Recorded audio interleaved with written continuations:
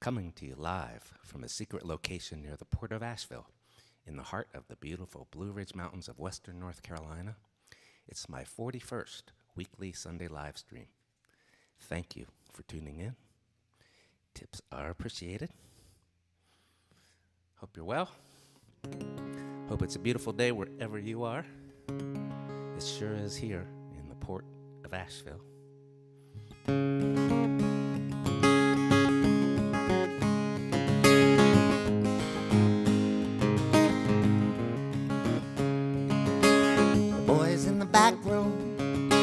Who used to run the city any way they wanted to. They were stealing from the kitty, stomping out their cigars any place they wanted to. Well, you could go to jail for, they could do in front of you. The boys in the back room sat on the commissions.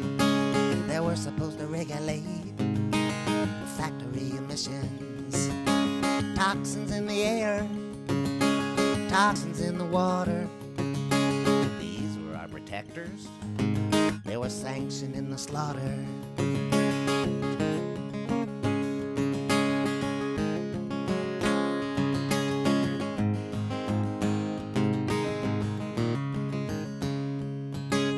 Boys in the back room, they went golfing every Sunday. They had a game of pinochle every Monday. Tuesdays were the meetings where the public was invited, where they went through all the motions, but no wrongs were ever righted. The boys in the back room on Wednesdays traded favors. They had a secret handshake and other such behavior. They fixed traffic tickets, granted exemptions and waivers, awarded city contracts to associates and neighbors.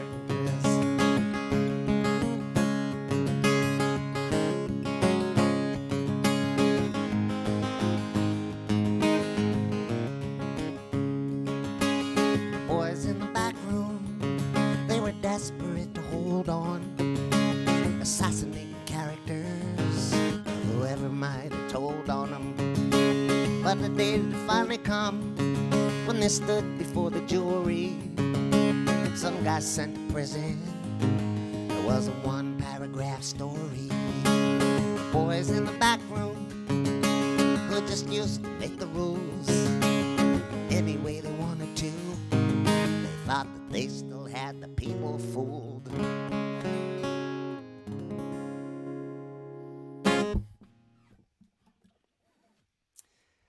So it's time for a baseball song. And this is for anybody from Chicago, particularly those who are White Sox fans. This is about what could have been the craziest game to ever take place. This was in the middle of the disco era. And I don't know about you, but I hate disco music. I watched it sweep the singer-songwriter music right off the charts. And so I've always wished I could get even with disco. But a fellow by the name of Bill Veeck beat me to it. Bill Veeck used to own the Chicago White Sox, and you might remember him as having signed Eddie Goodell, the midget, to go up for an at-bat.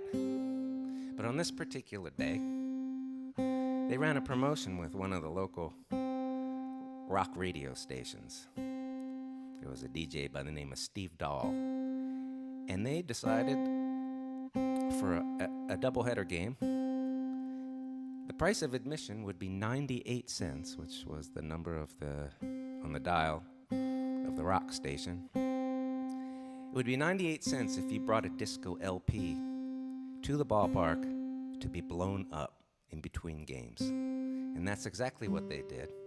Here's a picture of Steve Dahl with a bin full of records before the game. Those are the records being blown up. And that's what resulted on the field. A big mob. And so they weren't able to play that second game. They forfeited it.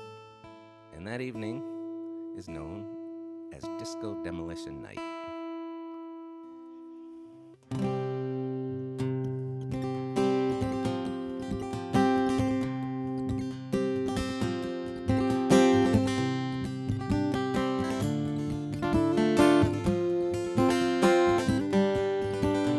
Good riddance to the 70s when disco was a rage. 12-inch vinyl singles, lip syncing from the stage. The White Sox near the cellar, there were mostly empty seats. There was a usual sarcasm from the writers on the beat.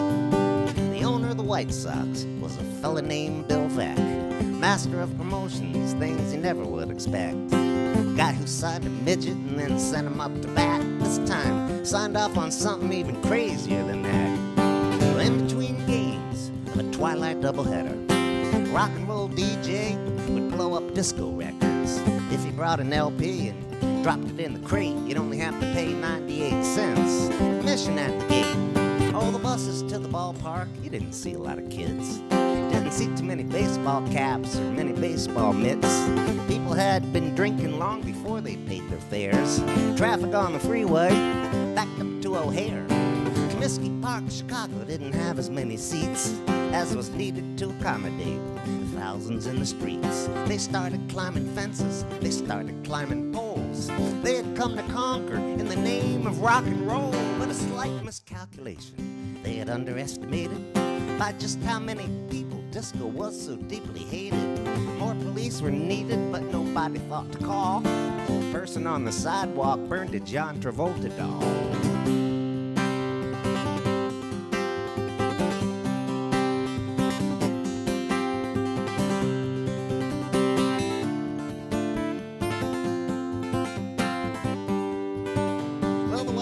Lost the opener, whether anybody noticed it or not.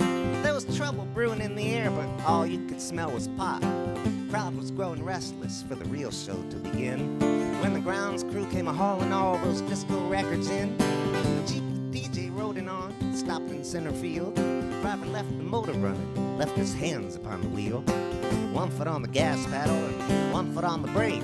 Lorelei, the supermodel, she just smiled and waved. The crowd was in a frenzy. They were yelling, "Disco sucks!" It was very nearly rapture when they blew the records up. Sky High went to pieces, some landed in St. Paul. Most people yelled, "Woohoo!" and then drank more alcohol.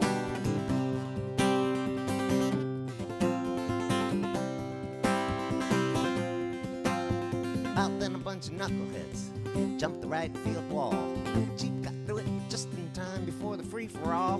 Must have been a couple thousand of them tearing up the grass, lighting things on fire. More than half an hour passed.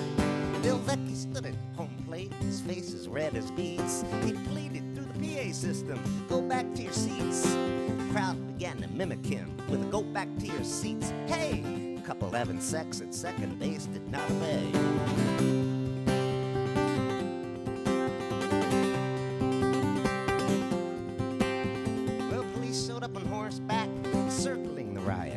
Things calmed down in a hurry, things pretty soon got quiet. Second game was forfeited because the ball field was a wreck. Disco was eradicated, partly thanks to Mr. Beck. Good riddance to the 70s when disco was the rage.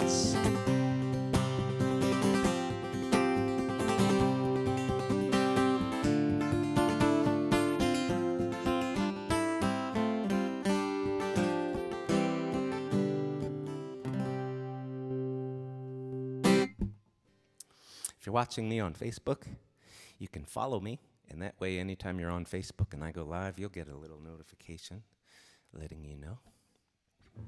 All you have to do is look for that bell-shaped icon, click on it, and it gives you a few different options.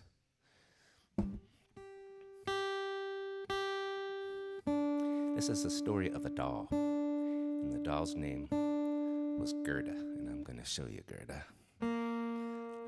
Gerda belonged to somebody named Eva Mudvall, and when Eva was just a little child, she and her family were rounded up by the Nazis, put on a cattle car and taken to a concentration camp, and somehow she managed to smuggle Gerda on board that cattle car and into the concentration camp with her. And the two of them survived the war. And they lived to be very old together. And when Eva was in her 80s, it occurred to her that she didn't have a lot of time left, and after she was gone, she would have no control over what might happen to Gerda. She didn't want Gerda to end up in the secondhand store or be given to somebody's child to play with. And so she decided to donate Gerda to the Holocaust Museum in Jerusalem, Yad Vashem. And she wrote Gerda an incredible note reminding her that soon the toys and the dolls that belonged to the children would be all that would be left to tell the stories, to tell about what they had seen.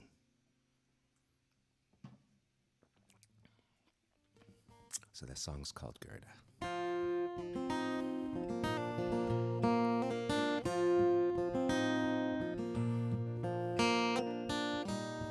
Once you were a stowaway.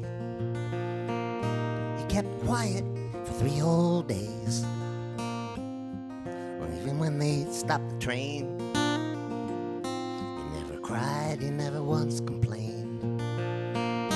When what could never happen did. Not all at once, it was bit by bit. Some things a small doll shouldn't see. Tell them, Gerda, what you saw with me. 'Cause soon you will be all that's left. The precious things that were somehow kept. The little girls, little boys, their favorite dolls and their favorite toys. Gerda, you're my best friend. You never let go of me back then. I'm leaving you with a heavy heart. Goodbye, my Gerda, now we must part. Gerda, I know my time is near. There's a museum in us far from here. A lot of other dolls live there too. Some might have had it even worse than you. The ones who made it to Jerusalem, they're asking if you might want to come and live with them. I think it's something, Gerda, you should do. I told them I would have a talk with you. Here, let me fill your china cup. Just like when we pretend we were all grown up. Gerda, go and tell the world about all the little boys and all the little girls.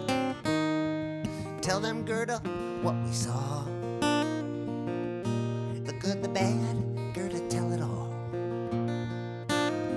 The unspeakable must be spoken. Tell of the spirit that refused to be broken. Tell of the piles of books we saw burning. How it didn't stop the teaching and it didn't stop the learning. Don't forget to tell about the games we played. It's alright, you can tell them we were afraid. And tell of the songs we had in our heads that helped us remember and helped us forget. And how we paint and how we draw and how pretty it was when the snow would fall. And Gerda, tell them how it was before. The pretty clothes you always wore. The dinner table on a Friday night. You'd say the prayers by candlelight. And how what could never happen did. Not all at once, it was bit by bit. a small doll shouldn't see. Tell them, Gerda, what you saw with me.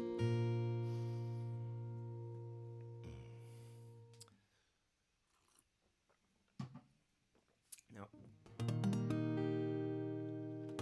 I wrote this next song because of this home run ball that sold for over $3 million. Yep. When I was a kid, a ball like that would have been thought of as a souvenir. Something you pass on down to your son or daughter. But I don't remember ever thinking about things in terms of how much money you might get for it someday. So that caused me to write this song called The Guy Who Came Up with the Ball.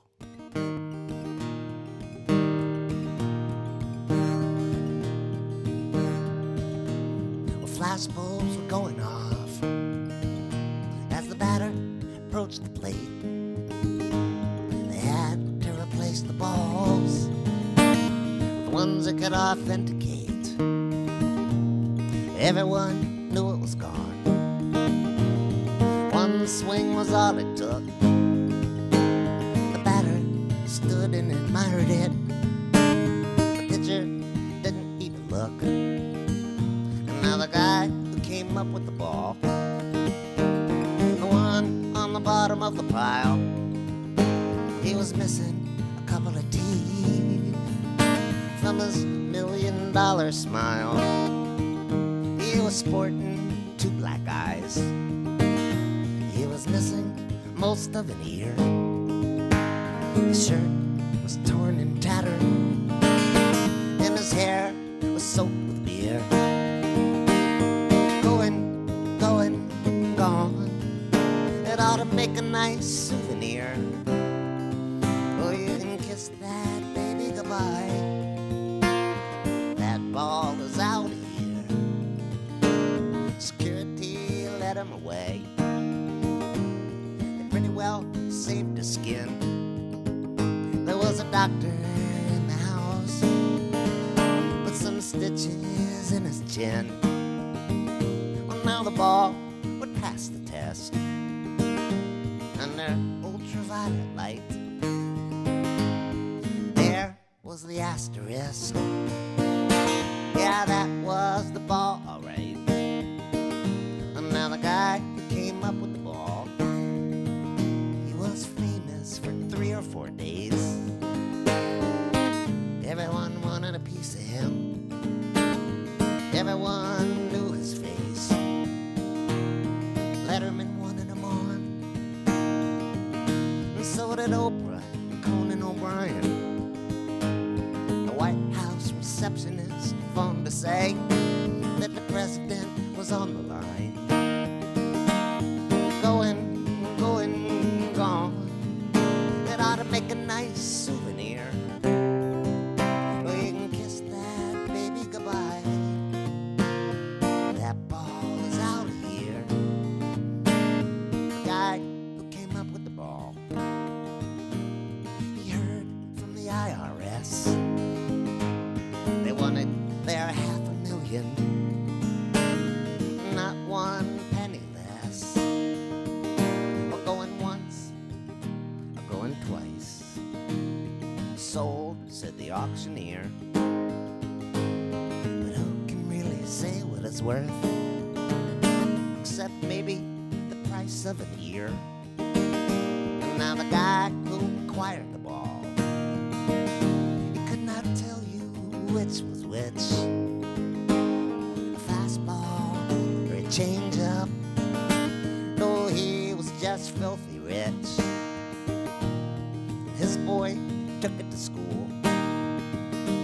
His boy won show and tell. But the son of the guy who came up with the ball wished his dad didn't have to sell.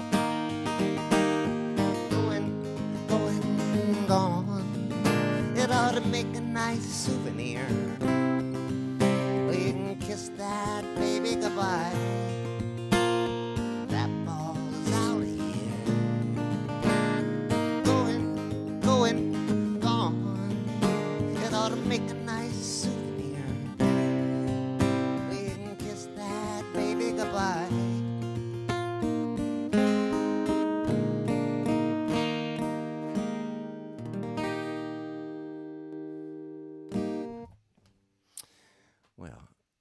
what more appropriate time for puck view than to follow the guy who came up with the ball?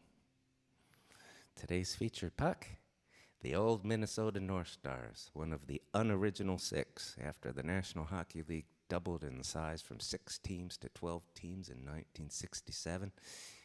Minnesota North Stars were one of the 6 new teams, but they have long been defunct.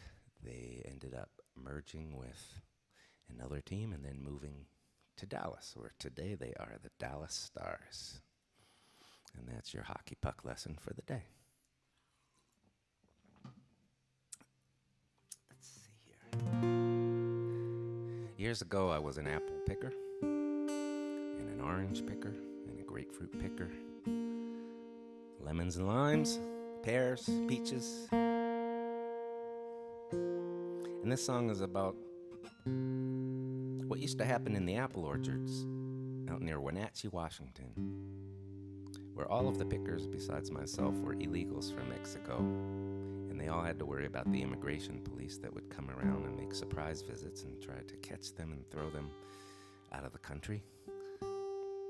So if anybody ever spotted the immigration police, which in Spanish is called la migra, if anybody spotted them driving up the driveway to the orchard, they would whistle. Everybody else would quit working, jump off their ladders, drop their fruit sacks to the ground, disappear into the trees for a while. La migra wouldn't find anybody but me. They'd leave. 10 minutes later, everybody would be back to work on their ladders. I've got a few pictures to show you here.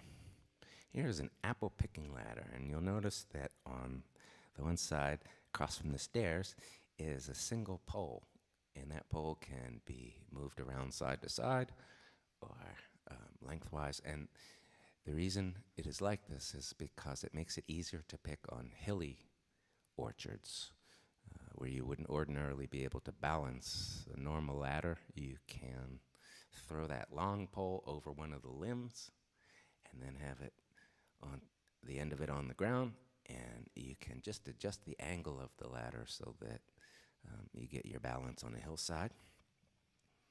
Occasionally, though, you have ladder splat. And there's a happy picker. And that's what it would look like. Going down a row. And when you fill your bags, you go over to the bin and you dump them in.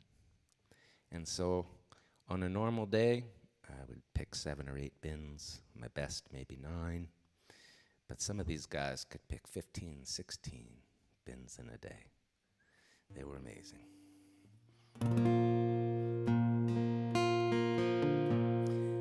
This song is called La Migra Viene, which translates to the immigration police are coming. And the other Spanish word in it is andale, and that means run.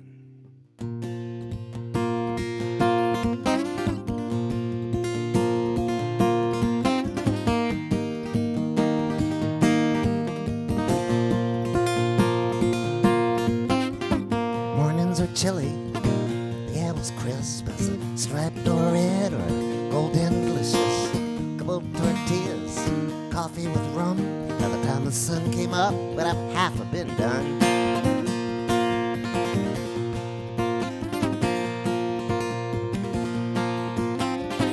Trees were like temples, with a holiness to them. Picked out the bottoms and then all the way through them. Up on the ladder, out on a limb.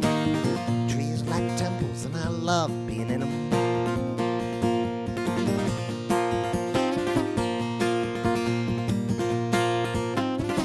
Fernando amazed me, he was the quickest. 18 bins in a day he could do. I got 9 once, but that was with big fruit. Only worked as hard as I needed to. Sometimes, though, on the nicest of days, somebody would whistle and my friends would run away. They were yelling, La migra, la migra, la migra viene. Andale, andale, run, run. Oh, they leapt from the ladders to the next nearest orchards, spreading the word that La migra was coming.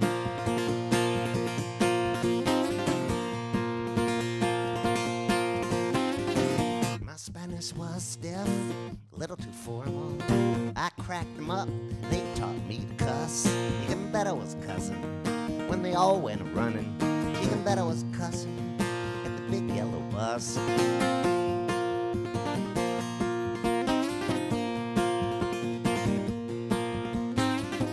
Van brought him in till the bus was loaded. Sometimes whole families, well, at least you'd have thought, they'd be back the next week on their ladders, giving new names the next time they got caught. Sometimes, though, on the nicest of days, somebody would whistle and my friends would run away. They were yelling, the migra, the migra, the migra vieni. Andale, andale, run, run. Oh, they leapt from the ladders to the next nearest orchards, spreading the word that the migra was coming. La migra vieni. Andale, andale, run, run. Oh, they leapt from the ladders to the next nearest orchards, spreading the word that a migra was coming.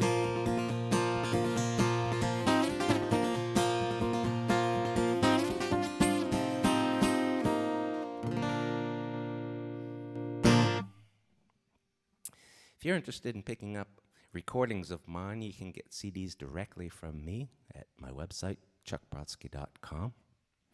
And if you're interested in digital downloads, you can get them from chuckbrodsky.bandcamp.com. And my digital downloads are available on a pay whatever amount you would like basis. If you order CDs, they will be, I'll be the one that packs them and ships them. So if you have any special instructions, like maybe you'd want them signed or a note to somebody you're sending them to, just include that in the notes and I'll be more than happy to do that for you. Also, check out my website, especially the baseball section. It's really fun. There's a lot of great stuff in there, great photos, quotes. If you click on any of those pennants, it will play those songs. Also, I want to tell you about my group tours. You may have heard me talk about them in the past, but I lead group tours, group music tours to Ireland, and starting in 2022, also to Scotland. I have just announced 2 July tours for 2022 to Ireland, and one of them is halfway sold out already, just in a week, less than a week. The other one has a couple of people signed up. So if this is something you might want to do, don't wait too long. You can find more information at chuckbrodsky.com. Look on the top menu bar and you'll see a link for Ireland and Scotland tours. The Scotland tours, we have 3 of them for 2022. 2 of them are sold out, and one of them has 5 rooms left. So I want to show you something. A little slideshow here of Ireland. That's somewhere in Kerry. It's on the island of Inisheer. I just love that blue gate. That's a place called Blackhead in County Galway on the way to County Clare. You may have heard of the Rock of Cashel. That's Cashel. And there's another view. On our music tours, we have 3 private concerts on every tour, 1 in each hotel, where the real major leaguers, serious major leaguers, come and play private concerts just for our group of 22 people, plus myself and our guide and driver. And here we have Rick Epping on the left and Kathy Jordan from the band Dervish. There's Claire Roach, a fabulous harp player. She plays for our groups up in Donegal. That's somewhere in Connemara. That's a great jam session I stumbled upon in Dingle. There's a combination hardware store and pub, Foxy John's in Dingle. And on the inside, you can see that it really is a bona fide hardware store where you can get a pint. That's Glandore, County Cork. That's Glendalough on the east. It's a bit south of Dublin. That happened one night when I was on stage and I bent down to take a sip of my Guinness, and the light was shining through the stencil on the side of the glass in just the perfect way and caused the shadow to fall right on the head of the beer. That's on the island of Inisheer. That's from a Jewish cemetery in Limerick. And that was on one of the headstones. I love that. That's from somewhere in Westport, County Mayo. Beer recycling.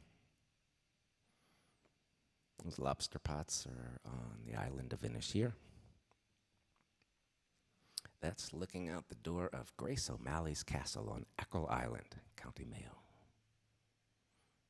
It was a fantastic session at Matt Malloy's in Westport, County Mayo. Great music pub. That's one of my favorite pictures I've ever taken in Ireland. I just love the colors, the Montbretia, the orange, and the fuchsia. That's in Bunratty. That was my very first group tour. I saw that on the first day of my very first group tour. Mo Buddy, along the Slayhead Drive. That's on the island of Inisheer, and they hang that seaweed, they drape that seaweed over the rock walls to dry it out. And I came back 10 days later, and that's the same seaweed dried out. I think that they use it for fertilizer, I'm not positive. And that's a beautiful shot from along the Slayhead Drive. And that's a tower along Dingle Bay. And that right there is Calmore Abbey in Connemara.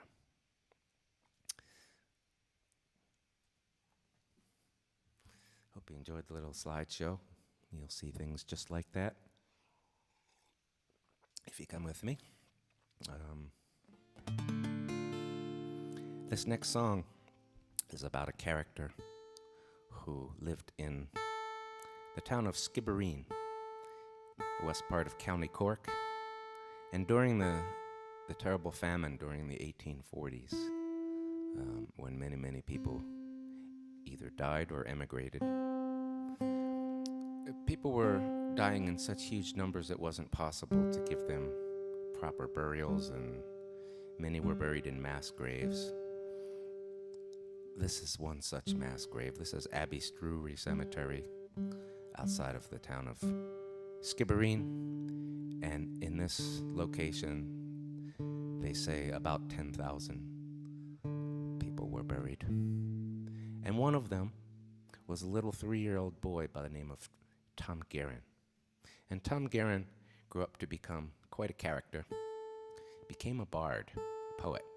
And he would walk all over the western part of County Cork, and he would spread the news of the day through his poems. And people would look after him, and all he ever wanted out of the arrangement was a new pair of shoes from the county council, a pair of brogues. And it took like 20-some years, but he finally got his new shoes.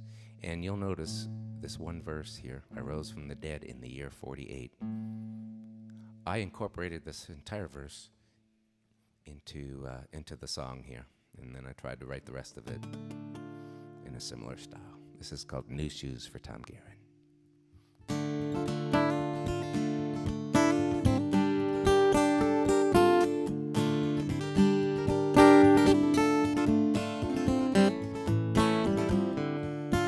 I write 33 verses for one pair of shoes. I wander the countryside, spread the news. I travel Ross, Carberry, and all of West Cork. Well, some head to Boston and others New York. I lived in the poorhouse, I slept on the floor. There was room to sit down, but not an inch more. The people who died were carried away without ceremony and without delay.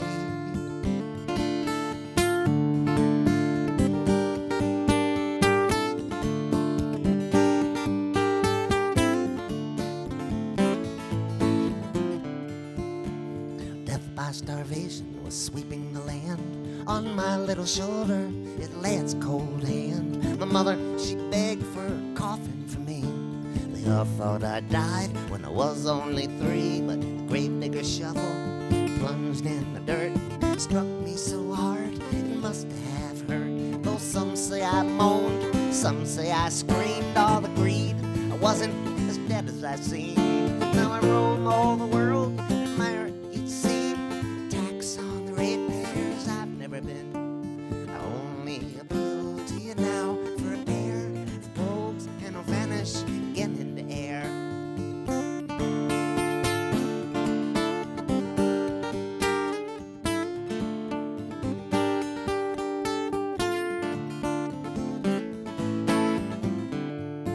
Well, not so many people get lowered down twice.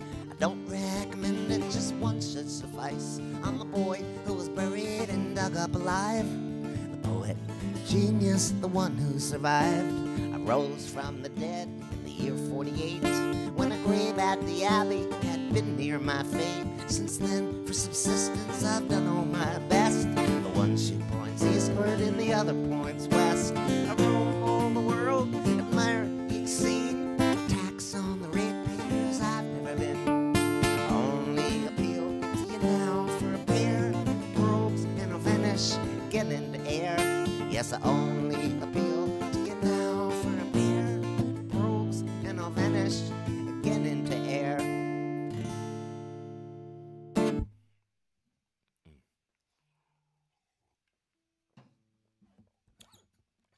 Now, if you ever do go to Skippery, a must-see is the Skippery Heritage Center.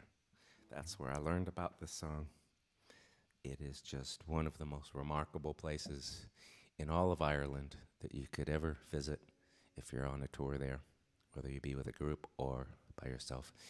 And if you do go, say hi to Terry and Philip, who run the center there.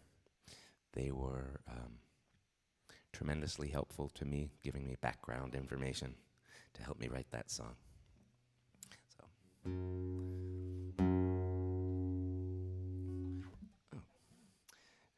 some years ago,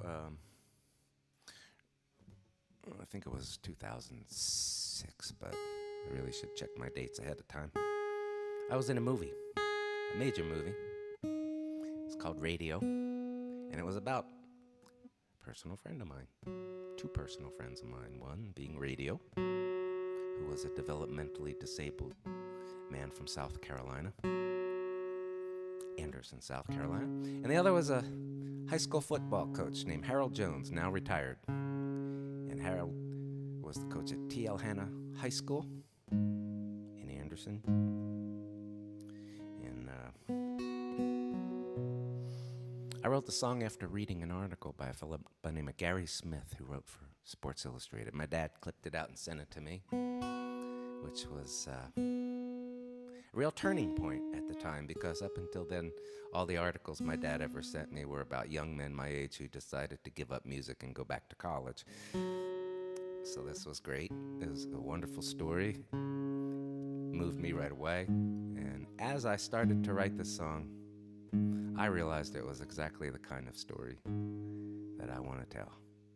And so this song is the reason have written several of my other songs.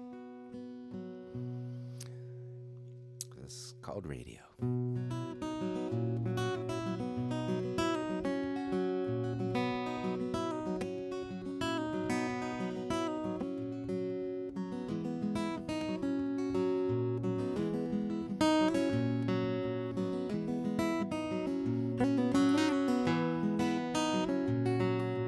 Anderson, South Carolina, T.L. Hanna High.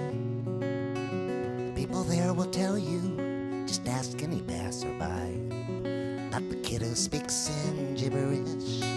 Folks will tell you, shoot, there's nothing but a little love and attention gave voice to a mute who stood with his transistor pressed against his ear, picking up certain frequencies that only he could hear. There was this little man inside it, perhaps his only friend, the only one who talked to him, the only one back then.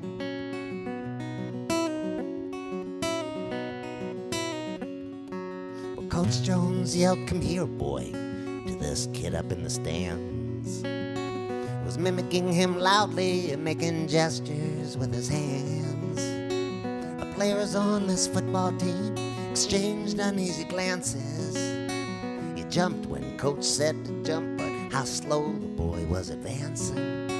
Well, Coach Jones was pulling on the drawstrings of his hood. The kid, he spoke in gibberish, and Coach, he understood. Lamb imitating lion should look like easy prey. But this is not what happened, no. It went the other way.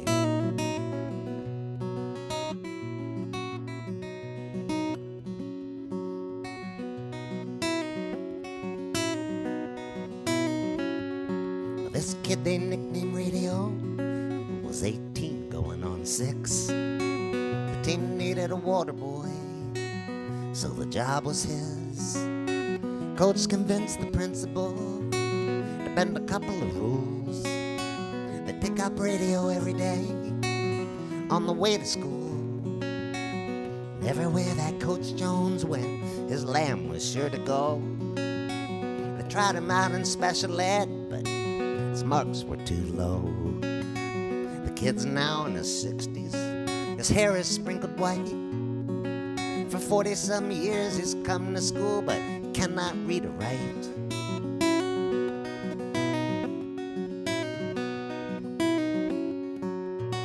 But come football Fridays, they let Radio be the star. He falls in with the marching band, then with the color guard. He jumps when the cheerleaders jump, with pom-poms on his hands. And he cusses like the coaches do, and he high-fives with the fans.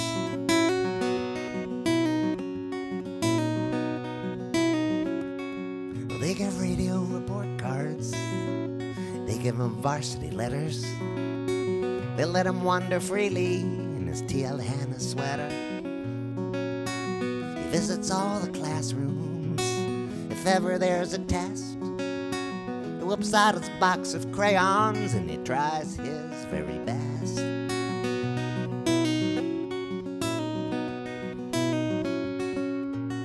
Well, everyone knows Radio. The townspeople adore him. And the students pat his head just like the parents did before them. Anderson, South Carolina, folks would tell you, shoot, there was nothing but a little love and attention gave voice to a mute.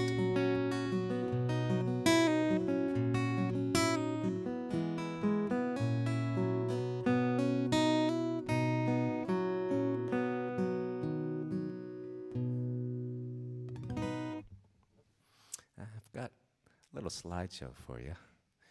That was at Radio's 50th birthday party, I think. I'll pass that one for now. That's on the set of the movie Radio. And that was at high school in Walterboro, South Carolina, because it looked a lot like T.L. Hanna High School did back in the day. There's Ed Harris and me on the set. And that's the scene I'm in, the final scene. They replace all of the actors with the real characters. So that's the real Coach Jones, that's the real Radio, and over Coach's shoulder you can see me up on the dais. And I got my name in the credits. That was a thrill. Of course, by the time that rolled around, there was nobody in the theater except for my parents and me and the janitor sweeping it out. That's maybe my favorite picture I've ever taken in my life. I don't know. But that was on the set. And somebody put a guitar in Radio's hands. I love that too. Radio in the director chair. It's just outside the auditorium. A lot of the gear, movie gear. That's opening night, the world premiere. They held it in Anderson, South Carolina at a 7-theater multiplex. Very classy evening. They could have had the world premiere anywhere on earth, and they chose the very town where these people live. And the director bought out all 7 theaters and distributed the tickets freely to all the students and their parents at TLN High School, which I thought was fantastic. That's me with Cuba Gooding Jr. at a little pre-party for opening night. Another shot. And that's me singing the song at the after party. And there's Radio's business card, and that's his signature. That's at Special Olympics, where I was invited to sing this song one year. That's Coach and Radio at Special Olympics. Another shout from Special Olympics. That's at an Asheville Tourist baseball game when Coach and Radio were the guests of honor and threw out the first pitch.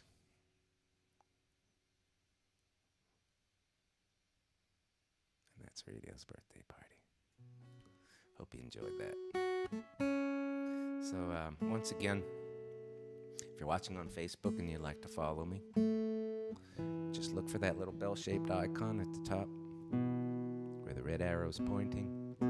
Click on it and you'll see 2 or 3 options for how to follow me. And since we're talking about Facebook, I wrote the song within a week of joining Facebook, which I successfully avoided doing for about the first 10 years Facebook existed. But none other than Mr. John McCutcheon himself persuaded me that I needed to be on Facebook. And within a week, I had 2,000 friends, and it was overwhelming. So I wrote the song.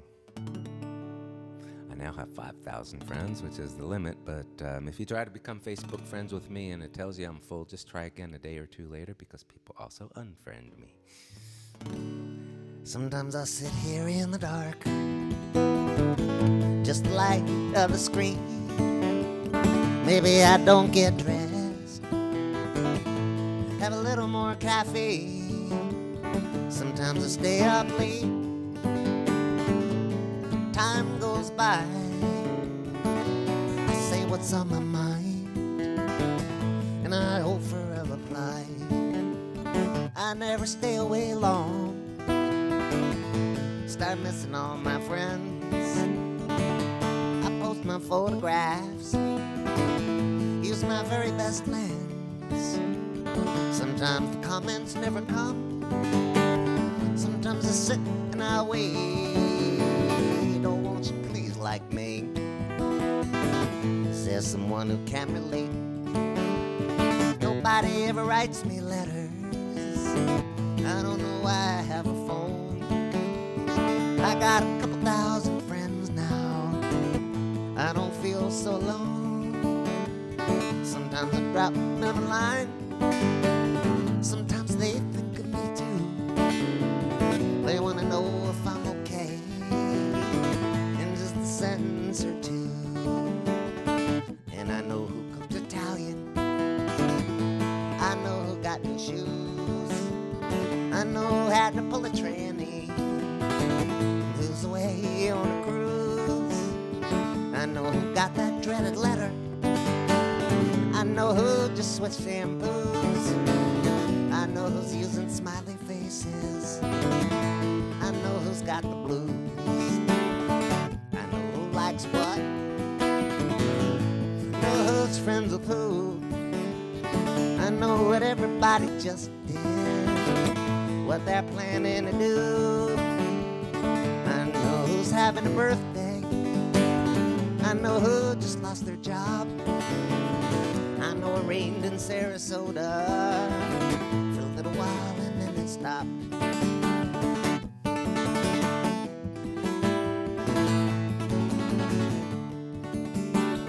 I found a lot of old classmates, people I once knew. They everybody went their own ways, as people these days will do. Some of them got wealthy, and some are living hand to mouth. Some of them are up north still, some have settled in the south. All of my old flames got married, some they got divorced, and of the ones who have fallen, some never got back on the horse. And the ones that did have children, none of them look like me. I hope that everybody's happy, I hope that everybody's free. I know who likes what, you know who's friends with who. I know what everybody just did, what they're planning to do. I know who's lost their father and who's decided to adopt. I know it rained in Sarasota for a little while and then it stopped.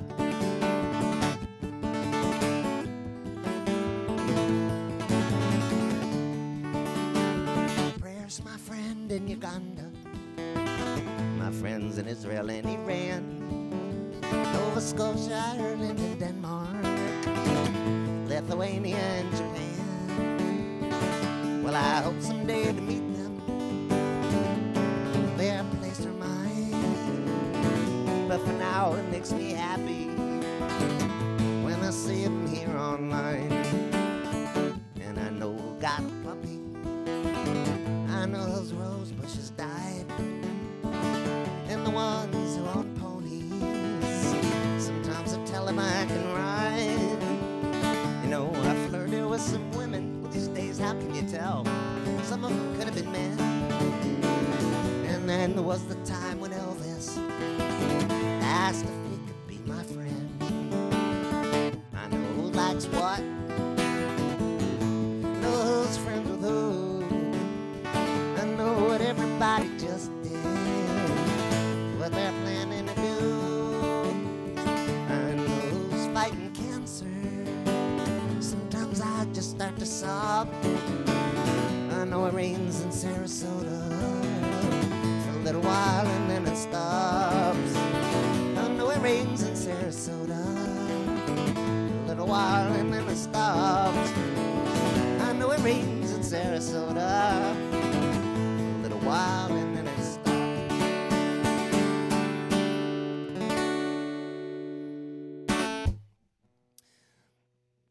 I'll tell you a little bit about patreon.com. It's a fantastic platform. It's a way that you can support your favorite artists. Hopefully, I'm one of them. On a monthly basis, where you pledge a certain amount. It can be any amount, really. I have different levels you can pledge at, but every level gets the same access to the things that I share on Patreon. And what I'll do is I'll have occasional Zoom hangouts with my patrons. For a couple hours, we'll just get together and people can request any songs they want, ask me any questions they might have. Everybody interacts with each other. It's a great way to build a little bit of community around your favorite artist. And I also share things like first drafts of, or rough drafts of new songs, things that I record in the studio long before they're ready to be released, original rough versions of these songs, anything I can think of to share to make it a worthwhile experience for you. So I hope that you will check out my Patreon page. It's really important to me these days with it being impossible right now to tour. So this is between live streaming and my supporters on Patreon, this is how I am getting through this COVID crisis.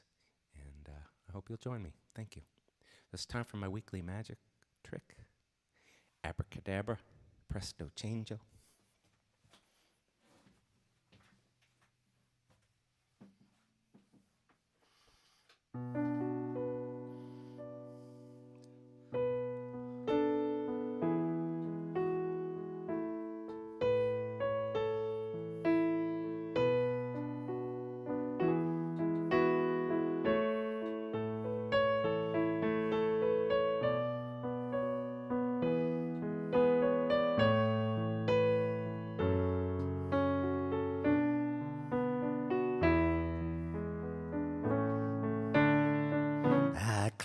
won my prize. I took first place. Poor runner-up, a sad look on her face. Didn't drink the champagne, left my ribbon there too. Okay, so I won. What good did it do? Okay, so I won. What good did it do? I stood with conviction. I put up a fight for the truth as I saw it, for peace, love, and light. Fought off the darkness for the first round or two.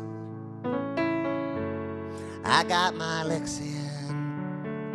What good did it do? I got my licks in. What good did it do? In the end, I was right. On further review, all those things I was saying proved to be true. I got an admission, an apology too. In the end, I was right. What good did it do? In the end, I was right. What good did it do?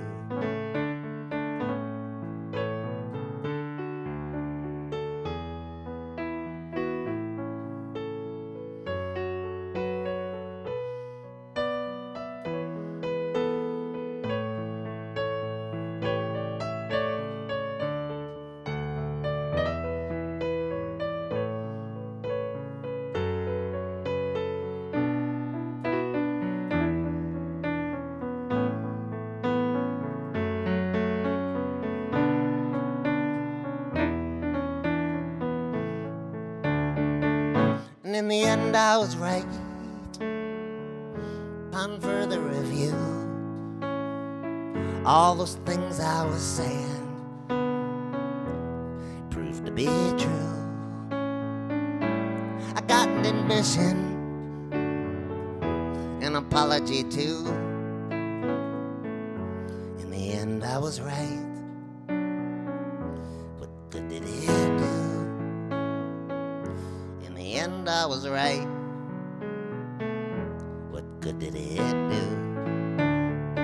Try to live by my morals. I spoke my mind. Some friends got offended.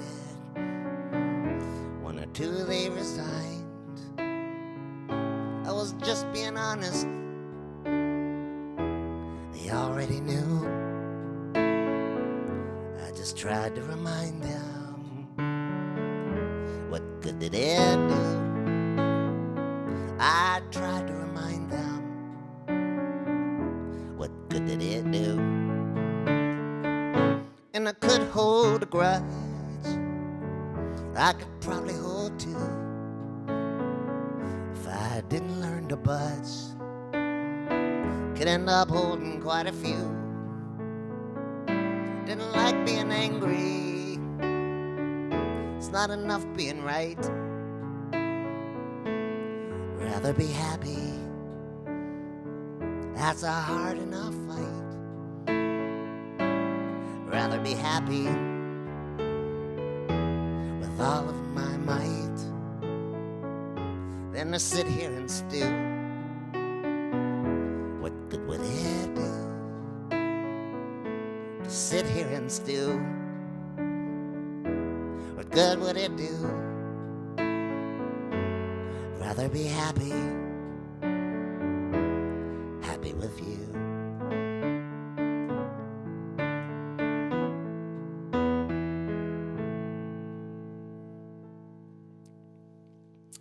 Well, thank you all very much for watching today. Appreciate it. I hope that you'll join me next week for my 42nd weekly live stream. Stay well, stay safe. I like to sing this song for my parents. It's the oldest song of mine I still sing. It is now 40 years old.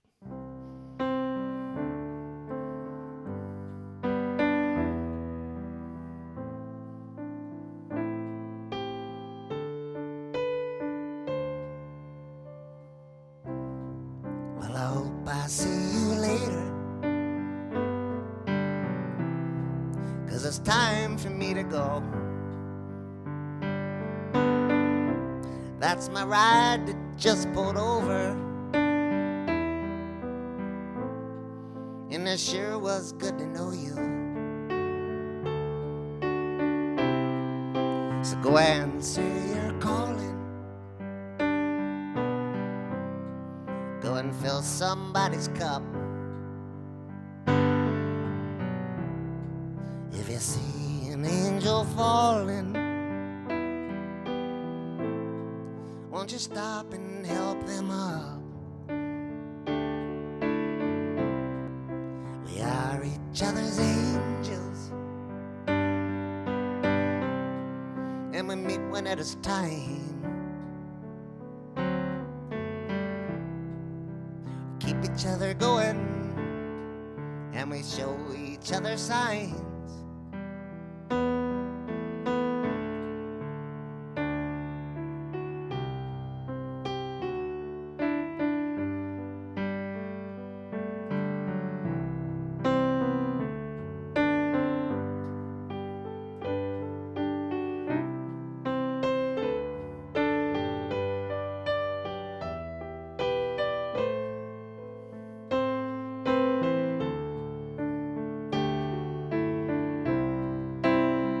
Sometimes you'll stumble,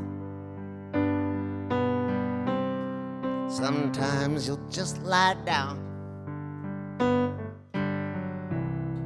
sometimes you'll get lonely with all these people around. You might shiver when the wind blows, and you might get blown away. You might lose a little color, you might lose a little faith, but we are each other's angels, and we meet when it is time. Keep each other going, and we show each other signs.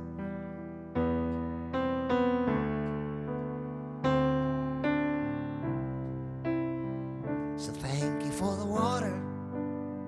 Thought I was gonna die out here in the desert, but you quenched my thirst.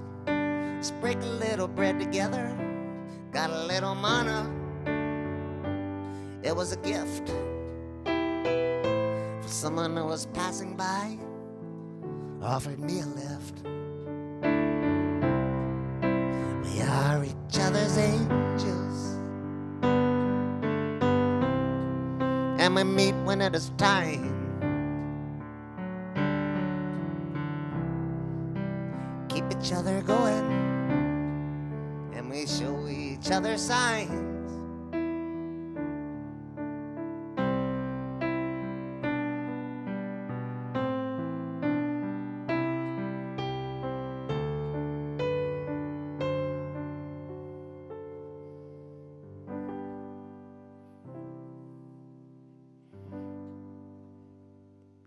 Stay safe. Stay well. Hope to see you next week. Thank you very much for watching.